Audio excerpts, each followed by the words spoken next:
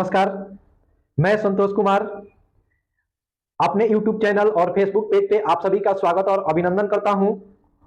और मैं आशा करता हूं कि आप लोग स्वस्थ होंगे, मस्त होंगे और अपने पढ़ाई में व्यस्त होंगे।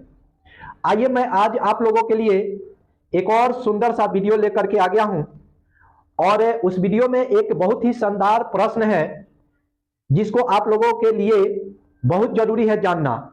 इस प्रश्न को आप जानिएगा तो इस प्रकार के प्रश्न परीक्षा में अक्सर पूछे जाते हैं। तो ये आप देखिए कि कौन सा प्रश्न है। आज हम आप लोगों के लिए कौन सा प्रश्न लेकर के आए हैं। और ये आपको पता है कि बायोलॉजी का प्रश्न है और बायोलॉजी में एक प्रश्न आपसे पूछा जाता है कि बंध दंपतियों का संतान पाने हेतु या संतान पाने हेतु सहायता देने वाली कुछ विधियों के नाम लिखने के लिए। तो आप लोगों को पता है बंध दंपति मतलब क्या होता है। तो बंध दंपति का मतलब होता है कि वैसे दंपति पति पत्नी जो चाह कर भी बच्चे उत्पन्न नहीं करते हैं, मतलब आप कह सकते हैं कि जो बाज होते हैं, वैसे दंपति जिनके कोई भी संतान नहीं है, ठीक है, अर्थात बाज है, उसको हम लोग कहते हैं बंध दंपति। तो बंध दंपतियों को संतान पाने हेतु सहायता देने वाली कुछ विधियों के नाम पूछता है हम लोगों से। तो मैं उसी प्रश्न का आज आंसर आप लोगों के सामने लेकर के आया हूं और आप लोग आज जान जाइएगा इस वीडियो के माध्यम से कि जो दंपति बाज होते हैं उनको संतान पाने के लिए कौन कौन सी विधि है, वो किस विधि का उपयोग करके संतान पा सकते हैं। तो आइए सबसे पहले प्रश्न देखिए कि बंध दंपतियों का संतान पाने हेतु सहायता देने वाली कुछ विधियों के नाम लिखें। तो आइए हमने आप लोगों के सामने 7 विधि का नाम लिखा है। ये 7 विधि के द्वारा बंध दंपति संतान पा सकते हैं। इसमें से कुछ विधियां महंगी है, कुछ विधियां सस्ती है, ठीक है। तो आइए देखते हैं कौन कौन सी विधि है। यहां हमने लिखा है कि निम्नलिखित विधियां हैं और निम्नलिखित विधियां में सबसे पहला विधि है भ्रूण स्थानांतरण विधि, ठीक है। भ्रूण स्थानांतरण विधि एक ऐसी विधि होती है जिसमें एक महिला अपने भ्रूण को ही किसी को दे सकती है, ठीक है।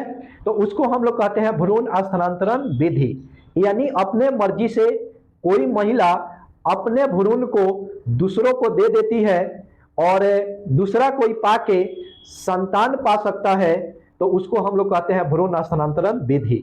तो एक विधि का नाम है भ्रूण स्थानांतरण विधि। दूसरी विधि है युग्मनज अंततः डिंब वाहिनी स्थानांतरण विधि।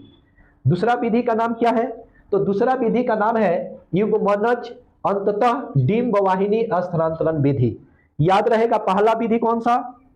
तो भ्रूण स्थानांतरण विधि। दूसरा विधि युग्मनज अंततः डिंब वाहिनी स्थानांतरण विधि। तीसरा विधि का नाम क्या है? तो तीसरा विधि आप लोगों के सामने दिख रहा है इंट्रा यूटेराइन ट्रांसफर विधि।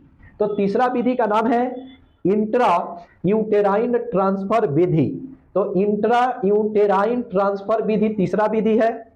चौथा विधि का नाम आप देख सकते हैं इन विवो फर्टिलाइजेशन। तो इन विवो फर्टिलाइजेशन चौथा विधि है। तो चौथा विधि आप देख रहे हैं इन विवो फर्टिलाइजेशन। चौथा विधि का नाम आप याद रखिएगा, नाम इन विवो फर्टिलाइजेशन। पांचवा विधि का नाम आप देख सकते हैं कोशिकीय शुक्राणु निक्षेपण विधि। कोशिकीय शुक्राणु निक्षेपण विधि। तो यह है पांचवा विधि। पांचवा विधि का नाम है कोशिकीय शुक्राणु निक्षेपण विधि। इसके बाद छठा विधि है आप लोगों के सामने अंततः गर्भाशय वीर्य सेचन विधि। और छठा विधि है अंततः गर्भाशय वीर्य सेचन विधि, ठीक है। तो छठा विधि आप लोग देख रहे हैं अंततः गर्भाशय वीर्य सेचन विधि। और सातवां जो विधि है सबसे कॉमन विधि है बंध दंपतियों के संतान पाने हेतु। इस विधि का नाम है अनाथ एवं दिनहीन शिशु को क्या करना? गोद ले लेना, ठीक है। तो ये एकदम कॉमन विधि है बंध दंपतियों के संतान पाने का, ठीक है। सबसे आसान विधि अनाथ एवं दिनहीन शिशु को कानूनी रूप से गोद ले लेना, ठीक है। तो ये 7 विधि है जिन विधि का उपयोग करके बंध दंपति संतान पा सकता है। तो एक बार फिर से हम लोग देखेंगे कि वो 7 विधि कौन कौन सी है। तो पहला है भ्रूण स्थानांतरण विधि, दूसरा है युग्मनज अंततः डिंब वाहिनी स्थानांतरण विधि, तीसरा है इंट्रा यूटेराइन ट्रांसफर विधि, चौथा है इन विट्रो फर्टिलाइजेशन विधि, पांचवा है कोशिकीय शुक्राणु निक्षेपण विधि, छठवां है अंततः गर्भाशय वीर्य सेचन विधि, और सातवां है अनाथ एवं दिनहीन शिशु को कानूनन रूप से गोद लेना। तो ये वैसी विधि है जिसके द्वारा बंध दंपति संतान पा सकता है। तो आई होप कि आप लोगों को ये वाला वीडियो अच्छा लगा होगा। अच्छा लगे तो अपने दोस्तों के पास शेयर कीजिए, कमेंट कीजिए, लाइक कीजिए, और मेरा यूट्यूब चैनल विद्या क्लासेस बाय संतोष सर और फेसबुक पर मेरा जो ये आईडी है उसका नाम है संतोष कुमार, उस पर जाइए और फॉलो कीजिए, और वहां से भी इस वीडियो को आप देखिए। और अब आप दूसरे वीडियो के इंतजार कीजिए। तब तक के लिए आप लोगों को धन्यवाद।